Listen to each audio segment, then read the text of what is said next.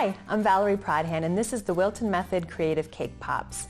Cake Pops made their debut several years ago, and they're still just as popular as ever, and for really good reason. They're super easy to make, and they're really delicious and a great addition to a celebration or any sort of event that you may have. And the great thing about them is it's something different than your regular piece of cake. So the options are endless in how you can decorate, and I'm going to show you how to do that.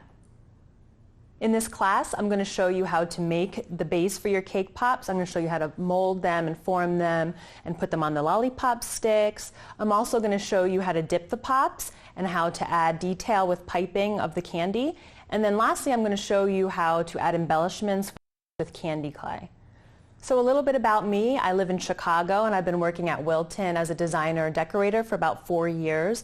Prior to that, I graduated from Temple University and the Culinary Institute of America, and I worked at bakeries, hotels, specialty cake shops all over the U.S. So I'm really excited to show you the designs that I come up with for this class.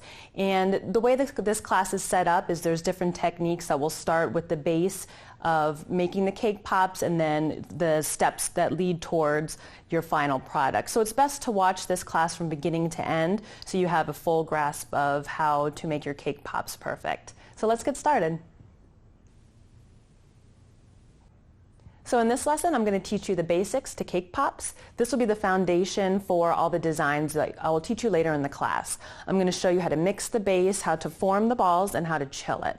So the first thing is the base. So what I have here, the standard recipe is 2 8-inch round cakes mixed with half a cup of buttercream.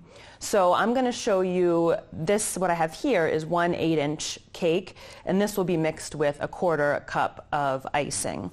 So this will make, the full recipe will make 24 cake pops that are the size of 1.5 inch diameter, which is 2 tablespoons. So to mix, there's several ways you could do this. You can use your spatula to mix it together. I like to use my hands, as long as they're clean. I wash them beforehand, and it's just really a lot easier to get in there, and it's faster to do. You can also use gloves if you feel weird about using your hands. So I'm just going to get my hands in here, and we're going to mix it up.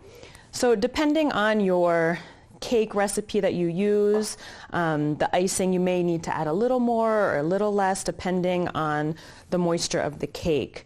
But this is usually your basic formula that you want to follow. So we mix it all in there, and this is just a standard yellow cake. You could use any of your favorite flavors, chocolate, red velvet, banana, whatever you want, just as long as you can form a nice smooth ball. So the great thing about cake pops is you can use your cake scraps. So if you have a cake that you're making for another event and you have leftover scraps, you can mix that with your icing. So it's about 2 cups of cake crumbs to a tablespoon of icing. So another thing also is you can use something like donut holes if you wanted to. It doesn't have to be cake. And also you can add flavoring if you wanted to add nuts, as long as they're ground up enough and you can form a smooth ball. You can use nuts, you can use sprinkles or jimmies, pretty much anything that you can think of as long as you can form a nice round ball. Okay, so once you have your mixture, this is about the way you want it. You can see I can form it in my hands like this, and it holds its shape, and all the icing is mixed into the cake. So we're going to take our measuring spoon and measure about 2 tablespoons. It doesn't have to be perfect, but it helps. It helps make your final product look more uniform if they're all the same size. Okay, so once you have your 2 tablespoons here, then just take your hands and form a nice round ball. You might get some cracks here, so you can just reshape it and form your ball. So this is a medium-sized cake pop that I'm making here. This is a great size for design. It's not too small, it's not too big, it's just about right, and all the projects that I'm going to teach you today are using this size. So once you have your ball, can line them up on a cookie sheet with parchment paper. It'll just make it easier to transfer to and from the refrigerator. So I'll show you one more here. It's a really simple process. Now once you have your pops all formed and lined up on your sheet, chilling is the next step. And that, it seems simple, but it's really important to make sure that your pops are the right temperature when you're working with them. Chilling helps to stabilize them, keep them firm, firms up the icing. So when you go to add your lollipop sticks and also decorating, it's a lot easier to work with. So it's very important to chill.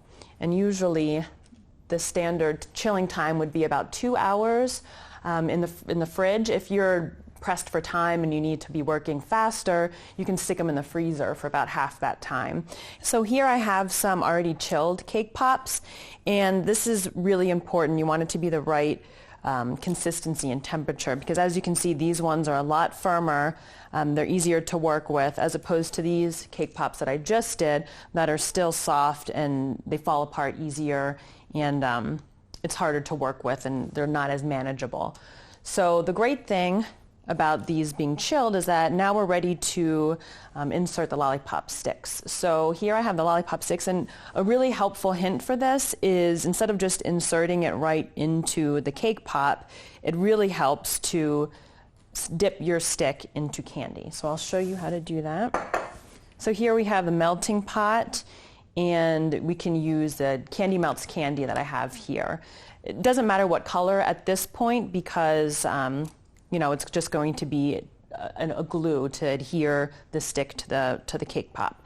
So all I'm going to do is just dip the end of the stick that's going to be inserted into the cake pop, and then we're going to push it into the pop like that. And then you're going to have a little area here where it pools, and then you can either just use your finger or a spatula just to remove that excess. And actually helping to spread that around will help even more to get the stick in there properly. So now there's two different ways of attaching your sticks afterwards. So once they're like that, some of the pops will be resting like that. Other ones will be attached. I'll show you. We're going to be having them upright. So it's the same process as we did before. The only difference at this point for chilling again is you can either just lay it on its side like that. They're already chilled, so they shouldn't lose their shape at this point. And then you lay them like that, and then we're going to chill them again for, I would say, another 30 minutes or so, 15 if you're in a rush, just to have your candy melts firm up, and then you'll be able to dip them. Okay, so when you're chilling your pops again, once you have your sticks on there, it doesn't matter how they lay. They can be upright like this or on the side like this. Depends on your fridge space, so whatever works for you is fine. So that is the basics for your cake pops. In the next lesson, I'm going to show you how to dip them and how to start decorating. So I'll see you there.